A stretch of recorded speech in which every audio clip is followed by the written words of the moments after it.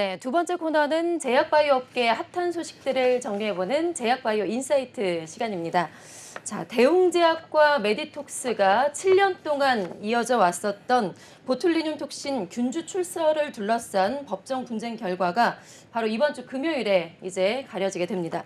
이와 관련한 자세한 내용 박종헌 기자와 함께 하나하나 짚어보겠습니다. 자, 어서 오세요. 안녕하세요. 네, 안녕하세요. 자, 무려 7년째 계속된 법정 분쟁 싸움입니다. 이번 주 금요일에 이제 가려지게 되는데, 자, 이렇게 두 회사가 보툴리눔 톡신 제제 원료인 균주 출처를 둘러싸고 상당한 갈등을 벌이고 있는데, 먼저 보툴리눔 톡신에 대해서 정리를 해볼까요? 네, 흔히 보톡스라고 알고 계실 겁니다. 그렇죠. 현재 미국 제약사 에브비 계열사로 있는 엘러간이 만든 보툴리눔 톡신 제제의 상품명입니다. 널리 알려진 대로 보툴리눔 톡신 제제는 보툴리눔이라는 균이 방출하는 맹독을 이용해서 만듭니다. 이 독은 운동신경과 근육이 만난 곳에서 신경 전달 물질인 아세틸콜린의 분비를 막아 근육 마비를 초래합니다. 보툴리눔균을 배양해 독을 얻고 이를 희석시켜 주사제로 만든 것이 흔히 보톡스로 부르는 보툴리눔 제제입니다. 네. 보툴리눔 톡신이 독성 물질에서 추출됐다는 것 때문에 걱정하는 경우도 있는데 사실 치료 목적으로 사용 시 인체에 영향을 주지 않는 극소량을 사용하며 주로 주사 부위의 근육만 국소적으로 마비시키기 때문에 큰 문제가 되지 않습니다. 네. 그래서 뭐 사실 보톡스를 미용으로도 많이 사용하고 치료용으로도 많이 사용하기도 하죠. 뭐 저도 맞아본 경험이 있는데. 네, 맞습니다. 네. 보툴리눔 톡신은 크게 피부 미용과 치료용 시장으로 나뉩니다. 선진국의 경우 치료용이 60%, 피부 미용이 40%로 비슷한 수준을 보이는 반면 국내는 치료용과 피부 미용 시장 비율이 10대 90으로 피부 미용 시장이 압도적입니다. 아, 국내에서는 피부 미용이 압도적이군요. 예. 네. 최근에는 남성들도 피부에 대한 관심이 높아지면서 미용 분야에 대한 수요가 급증하고 있습니다. 근육 경련성 마비로 걸음을 걸을 때 발가락으로 걷는 이상 보행인 첨족 기형과 다한증, 사시 등 치료 영역도 점차 확대되고 있습니다. 다만 보툴리눔 톡신의 미용 및 치료 효과가 영구적인 것은 아닙니다. 예. 보툴리눔 톡신은 시술 후 1주에서 2주 이후부터 효과가 나타나기 시작해 6개월 이후에는 효과가 사라집니다. 따라서 주기적으로 시술을 받아야 합니다. 이는 곧 보툴리눔 톡신 수요가 지속적으로 증가할 수밖에 없다는 얘기가 됩니다. 네. 그 보툴리눔 톡신의 장점이라고 할까요? 장점에는 어떤 것들이 있을까요? 아무래도 부작용 발생 가능성이 낮다는 데 있습니다. 예. 하지만 반복 주사 시 사람에 따라 중화항체 생성으로 면역 반응을 일으킬 수 있습니다. 쉽게 말하면 내성이 생겨 처음과 같은 효과가 나타나지 않는다는 것입니다. 예. 보툴리눔 톡신 시장이 점차 커지면서 내성 등 부작용 문제도 대두되고 있습니다. 국내 보툴리눔 톡신 시장은 미국의 엘러간이 대부분의 점유율을 확보한 해외와 달리 휴재, 메디톡스, 대웅제약 등 국내 업체들이 높은 점유율을 기록하고 있습니다. 네. 그래서 그 보툴리눔 톡신의 시장 경쟁도 상당히 뭐 치열해지고 있다라고 하던데요. 그 이유가 어떤 게 있을까요? 아무래도 시장성이 좋다는 이유 때문입니다. 예. 시장조사기관 이벨루에이트 파마에 따르면 세계 톡신 시장 규모는 지난 2018년 43억 달러에서 6년간 연평균 8.4% 수준 성장세를 보이면서 내년 70억 달러 규모에 도달할 것으로 예상됩니다. 네. 이번 주 금요일에 앞서서 말씀을 드린 대로 금요일에 이제 7년 만에 메디톡스와 대웅제약의 민사소송 1심 결과가 이제 나오게 됩니다. 앞서서 사실은 연말에 나올 것으로 예상이 됐었는데 두 차례나 이 판결이 밀리게 됐어요. 그 이유가 혹시 어디 있을까요? 예, 말씀하신 것처럼 이 판결은 당초 지난해 12월 16일에 판결 선고가 예정돼 있었는데요. 예. 지난주죠. 2월 1일로 한 차례 선고가 미뤄진 데 이어 다시 두 번째로 또 판결이 2월 10일로 미뤄졌습니다. 연기 이유에 대해선 두 회사 모두 정확한 파악은 어렵다는 입장입니다. 대웅제약 관계자는 법원 소관이기 때문에 이유를 알 수 없다고 말했고 메디토스 관계자 역시 같은 입장을 밝혔습니다. 네. 소송을 제기한 메디톡스와 피고인 대웅제약은 모두 자사에서 판결을 미뤄달라고 신청한 건 아니라고 말했는데 정황상 재판부에서 판결을 내리기까지 시간이 더 필요했던 것으로 보입니다. 네, 재판부에서 시간을 더 이제 지연을 시킨 거는 그만큼 또 이제 판결에 상당히 심사숙고를 했다라는 의미가 될 수도 있을 것 같은데 무려 500억짜리 소송이라고 합니다. 이 두 회사의 보툴리눔 톡신 전쟁 언제부터 시작이 됐는지 정리를 한번 해볼까요? 예, 두 회사의 공방은 7년 전으로 거슬러 올라갑니다. 네. 정현호 메틱토스 대표는 지난 2016년 대웅제약의 보툴리눔 톡신 균주의 출처를 밝히자는 공동 토론을 제안했습니다. 대웅제약이 균주를 발견한 경위가 불분명하다며 기술 유출을 의심한 것입니다. 대웅제약이 이에 응하지 않자 이듬해 1월 메디톡스는 산업기술유출방지법 및 부정경쟁방지법 위반으로 대웅제약을 형사 고소했습니다. 메디톡스는 지난 1979년 양규환 전 식약처장이 미국 위스콘신대 유학 때 실험실에서 쓰다가 가져온 균주가 출처라고 주장하고 있습니다. 미국 에브비, 중국 란주 연구소와 같은 출처입니다. 양 전 처장이 이삿짐에 넣어 가져왔지만 당시 기준으로는 법적 문제가 없었다는 게 메디톡스 측 주장입니다. 예. 정현호 메디톡스 대표는 당시 카이스트 교수였던 양 전 처장의 제자였습니다. 정 대표가 양 전 처장으로부터 받은 균주를 활용해 지난 2006년 국내 첫 보툴리눔 톡신 제품인 메디톡신을 내놨습니다. 지난해 2월 검찰은 이 건에 대해 대웅제약의 혐의가 없다고 결론 지었습니다. 압수수색, 디지털 포렌식, 관련 직원들의 진술 등을 봤을 때 메디토스의 균주나 제조 공정 정보가 대웅제약으로 유출됐다는 점을 인정할 증거가 없다고 판단한 것인데요. 예. 메디톡스는 서울고등검찰청에 처분이 부당하다며 항고한 상태입니다. 예. 그러니까 1차적으로 형사 고발을 했었는데 그 부분은 검찰에서 혐의 없음으로 결론이 났고 그래서 그 이후에 또 민사 소송을 제기를 한 거군요. 네, 맞습니다. 메디토스는 지난 2017년 10월 대웅제약을 상대로 민사 소송도 제기했습니다. 예. 이 소송에 대한 선고 기일이 바로 오는 10일 금요일입니다. 손해배상 청구액은 501억 원이지만 일부 청구 금액이라 변경될 수 있다고 메디토스는 설명했습니다. 예. 자, 오는 금요일에 이제 1심의 결과가 나오게 될 텐데, 자, 그런데요. 두 회사의 소송전이 이렇게 국내에서뿐 아니라 해외에서, 지금 미국에서도 진행이 됐었다고요? 네, 그렇습니다. 국내 형사소송에서 검찰은 대웅제약의 손을 들어줬지만 예. 미국 소송에선 메디토스가 사실상 승리했다는 게 업계 중론입니다. 예. 2019년 싸움의 무대가 미국으로 넘어갔습니다. 메디톡스와 미국 파트너사 엘러가는 대웅제약과 파트너사 에볼루스를 상대로 미국 국제무역위원회 ITC에 행정소송을 제기했습니다. ITC는 이듬해 12월 대웅제약의 제조공정 도용을 인정하면서 대웅제약의 보툴리눔 톡신 제재인 나보타의 미국 수입을 21개월 동안 금지하는 조치를 내렸습니다. 사실상 메디톡스의 손을 들어준 셈입니다. 다만 메디톡스는 보툴리눔 톡신 균주의 영업 비밀성을 인정받지는 못했습니다.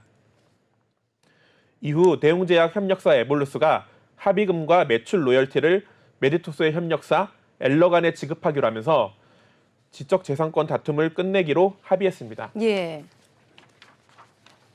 또한 나보타의 미국 내 치료 적응증 유통권을 가진 협력사 이온바이오 파마 역시 메디토스에 향후 15년간 라이선스 로열티를 지급하기로 결정했고 미국 ITC는 21개월간 나보타를 수입할 수 없도록 하는 판결을 지난해 10월 무효화하면서 미국 소송전은 일단락됐습니다. 네.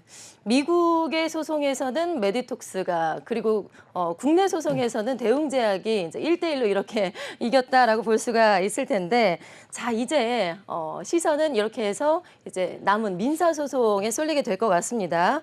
예상 시나리오를 어떻게 좀 예상해 볼 수 있을까요? 만약에 메디톡스가 승리한다면 네. 대웅제약은 승승장구하고 있는 나보타의 악영향이 불가피할 전망입니다. 나보타는 대웅의 보툴리눔 톡신 제품명입니다. 예. 최근 전 세계 보툴리눔 톡신 시장 10위권 안에 드는 호주에 진출하여 전 세계 61개국에 품목 허가를 획득하며 확실한 회사의 캐시카우로 성장했습니다. 나보타 수출은 가파른 성장세를 보이고 있는데요. 2021년 나보타 분기별 수출 추이는 1분기 79억을 시작으로 2분기 142억, 3분기 142억, 4분기 129억 원입니다. 지난해 들어서는 1분기 수출액 228억을 기록하면서 전년 동기 대비 189% 성장세를 보였습니다. 2분기와 3분기에도 각각 292억 원, 326억 원 규모를 나타내면서 전년 동기 대비 고성장했습니다. 네. 지난해 3분기까지 나보타 누적 수출액은 846억 원입니다. 이 같은 성장세를 유지할 시 연간 수출액은 1,000억 원을 돌파할 것으로 전망됩니다. 만약 대웅제약이 패소할 경우 나보타의 미래는 불투명해집니다. 반대로 대웅이 승소할 경우 메디토스는 막대한 손해배상금과 더불어 보툴리눔 톡신 시장 내 지위가 위태로워질 전망입니다. 메디토스는 현재 국내 식약처와 국가 출하 승인 위반 품목 취소권에 대한 본안 소송 1심 공판도 진행 중입니다. 네. 자, 이렇게 결과별로 예상 시나리오까지 짚어봤는데 사실 보툴리눔 톡신은 대웅제약뿐만이 아니라 다른 제약업체에서도 상당히 많이 사용을 하고 있기 때문에 이번 분쟁의 결과에 상당히 많은 관심이 쏠리는 것 같습니다. 그만큼 좀 다른 업체들에게도 영향을 미치지 않을까요? 네, 그렇습니다. 이번 소송 결과는 비단 메디톡스와 대웅제약뿐만 아니라 업계 전체에 중차대한 영향을 끼칠 판결입니다. 예. 보툴리눔 톡신은 균주에서 추출한 독소를 정제의 원액으로 쓰기 때문에 균주를 어디서 가져왔냐가 논란의 핵심입니다. 메디톡스는 휴젤 대웅제약뿐만 아니라 국내 업체 대다수가 자사 균주를 도용하고 있다고 의심하고 있습니다. 국내 업체들의 보툴리눔 톡신 균주 출처가 명확하지 않다는 이유에서입니다. 휴젤은 유통기한이 지난 콩 통조림에서, 대웅제약은 경기 용인의 땅에서 보툴리눔 균을 발견했다고 주장하고 있습니다. 예. 이미 메디토스는 지난해 3월 휴젤 아메리카, 크로마파마를 상대로도 균주 및 제조 공정 도용을 의심하여 미국에 수입 금지를 요청했습니다. 크로마파마는 휴젤의 미국과 유럽 사업 파트너사, 휴젤 아메리카는 휴젤과 크로마파마가 함께 설립한 미국 자회사입니다. 메디토스 관계자는 휴젤이 보툴리눔 균주와 제조 공정 등 영업 비밀을 도용해 보툴리눔 톡신 제제를 개발 및 생산했으며 해당 의약품을 미국에 수출하려 한다며 법적 조치를 포함한 모든 수단을 강구해 지적 재산권을 보호하겠다고 말했습니다. 이에 대해 휴젤은 메디토스가 사실과 전혀 다른 허위 주장을 펴고 있다며 메디토스가 ITC에 제소한 것은 근거가 없고 무리한 것이라고 반박했습니다. 예. 휴젤 관계자는 보툴리눔 톡신의 개발 시점과 경위에서 메디토스의 주장을 뒷받침할 만한 어떤 정황도 없다며 모든 강력한 법적 조치로 대응하겠다고 말했습니다. 대웅제약과의 공방 사례에서 보듯이 ITC가 균주는 영업 비밀에 해당하지 않는다고 본 만큼 이번에도 비슷한 결과가 나올 것이라는 게 업계 중론입니다. 휴젤과 메디토스의 예비 판결은 올해 11월, 최종 판결은 내년 3월로 예정돼 있습니다. 네, 메디톡스가 이렇게 여기저기 법정 공방을 벌이면서 상당한 많은 시간과 노력을 좀 쏟은 건 아닌지 걱정스럽기도 한데 왜 그 고래 싸움에 새우등 터지는 경우가 있죠. 그런데 반대로 반사 이익을 누리는 경우도 있는데 실제로 이 분쟁으로 인해서 반사 이익을 거둔 그런 기업이 있다고요? 예, 주인공은 휴젤입니다. 네, 휴젤이요. 네. 네. 휴젤의 보툴리눔 톡신 제품 보툴렉스는 아시아와 태평양, 남미, 북미, 유럽연합, 독립국가연합 등 43개국에서 판매되고 있습니다. 휴젤은 국내 기업 최초로 중국 시장에도 진출했습니다. 중국 허가 신청은 경쟁사인 메디톡스가 6개월가량 먼저 진행했지만 메디톡스가 대웅제약과 특허 분쟁을 벌이는 사이 휴젤이 반사 이익을 보면서 첫 발을 내딛는 데 성공했습니다. 네. 중국에서 정품 사용에 대한 소비자 인식 강화 활동을 전개하며 입지를 확대 중입니다. 브라질, 대만, 태국 등에서도 매출이 꾸준히 늘고 있는데요. 작년에는 유럽 주요 11개국과 캐나다, 호주 등에서 보툴렉스 허가를 획득하는 데 성공했습니다. 여기에 최대 시장인 미국 공략도 앞두고 있습니다. 휴젤은 지난해 10월 FDA에 품목 허가를 재신청했는데요. 상반기 중 허가 획득을 기대하고 있습니다. 네, 국내 보툴리눔 톡신 시장은 대웅제약과 그리고 메디톡스 이렇게 휴젤 3파전 양상으로 볼 수 있다 할 것 같은데 앞으로 시장 전망은 혹시 어떻습니까? 예.